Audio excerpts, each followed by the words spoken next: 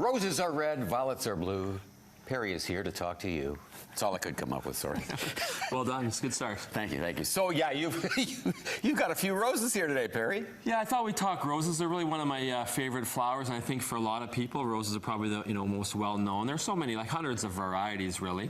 A lot of times maybe they get, I don't know if a bad rap's quite the right word, but a bad rap, people think they're a little bit too difficult to take care of, perhaps, or, there's other issues with them. But what I brought here is kind of a wide selection of roses that are super hardy for our location and really, relatively speaking, easy to grow. We'll talk about a couple of things you want to consider with roses, but again, really it's just some beautiful plants. There's not much like it when you think about, covered in beautiful blooms all summer long. The roses are a great choice for that. And so we'll start off, what we've got right now on the screen, you'll see that's the Champlain rose. And the Champlain rose is probably one of the best sellers of the Canadian Rose series. And the Champlain is the Explorer series. And we also have a Canadian Shield. They're kind of the two choices in red that I brought with us. Really great plants. Again, most of the ones I brought today are going to grow maybe 3 to 4 feet tall. Really easy to take care of in terms of size, so they're not going to get unruly. Champlain rose is a great choice. Right in front of you here is one of my favorites. This one's actually the Campfire Rose. It's named after Tom Thompson of the Canadian Artist series.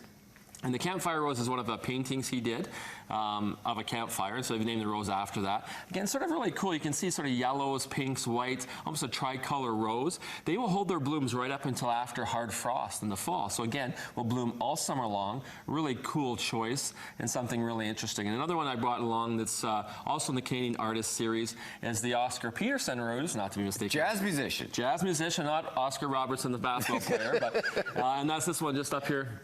And sort of a more creamy sort of opening. The bud's sort of a creamy color and opens up to a nice bright white. Again, you're going to grow about that 3 to 4 feet tall. This one's maybe a little bit on the shorter side, so maybe 2.5 to 3 feet tall. Again, super contained. You can see a beautiful flower. And again, starts off as a creamy bud, opens up to a nice, beautiful white flower.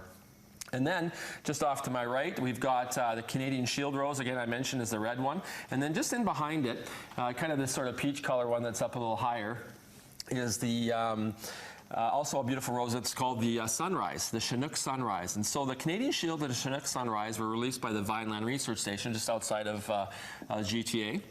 And what they do is they create roses and they breed them basically for hardiness, disease resistance, all these kinds of things. And so they released the Canadian Shield in 2017.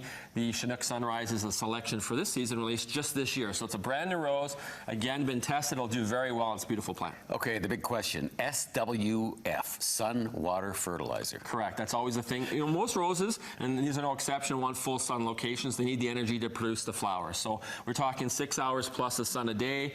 Water is really important. At least once a week, a really good deep watering is important. Again, if Mother Nature's doing it for us, don't worry about it.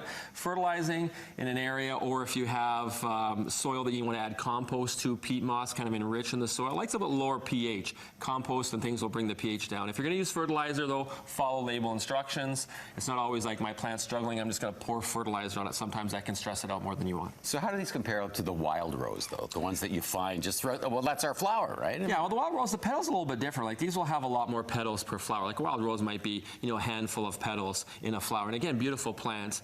Maybe a little bit leggier in the wild, where these will stay more compact, sort of be fuller. And again, you might have 20, 30 petals in one flower. So it tends to be a denser, fuller looking rose. What is it about the rose that makes it so expensive, though, like when you go to buy roses? Actually, these ones are about the same as any other shrub. So but if you go get like a bouquet of roses. Well, that's timing, Mike. You do it 5 minutes before the date. I mean, you got to plan ahead, brother. Grow one of these in your yard, and it'll be really cheap. You can cut it anytime. All right, thanks, Perry. For more great ideas on how to make your yard the showpiece of the neighborhood, you can check out Ellerslie Gift and Garden. They are located on the corners of Ellerslie Road and Calgary Trail, right across from Classic Landscape Center. More information, 780-988-9888. Visit them online either at classiclandscapes.com or ellersliegift.com.